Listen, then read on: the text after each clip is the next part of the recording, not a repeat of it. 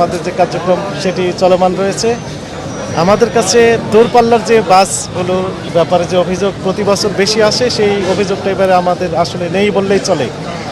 কিন্তু লোকালি যে বাসগুলো রয়েছে সেই সম্পর্কে দু একটি অভিযোগ আমাদের কাছে রয়েছে এবং সেগুলো আমরা একটু দেখলাম। যেমন ঢাকা থেকে মানিকগঞ্জের যে বাস শুকতারা এবং আরেকটি দেখলাম সেলফি, তাদের বিরুদ্ধে কিছু কিছু অভিযোগ ছিল, সেটি আমরা সরেজমিনে তদন্ত করে দুইটি পরিবহনকে আইনের আওতায় নিয়ে আসা হয়েছে।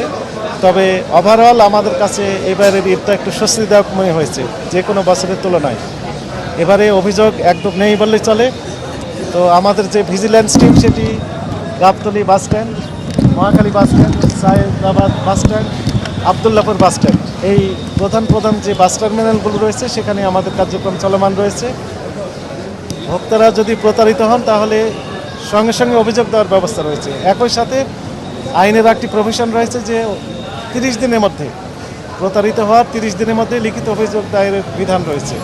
আমাদের একটি হটলাইন নাম্বার রয়েছে 16121 এবং একটি সফটওয়্যার লিঙ্ক রয়েছে। স্মার্টফোনের সাহায্যে বাসায় বসে থেকে অথবা বাসে বসে থেকে অভিযোগ দায়ের করা যেতে পারে যদি প্রতারিত হন। সেই লিঙ্কটা আমি একটু জানিয়ে দিই, www.dncrp.com। এখানে অভিযোগ দিলে ঈদের পরে আমরা শুনানির মাধ্যমে এটি নিষ্পত্তি করার ব্যবস্থা করতে পারব। তো আমাদের যে অভিযান সেটি অব্যাহত রয়েছে এবং আফটার অল আমাদের কাছে এবার মনে হয়েছে যে এবারের ঈদ যাত্রা সকলের জন্য স্বস্তিদায়ক হয়েছে।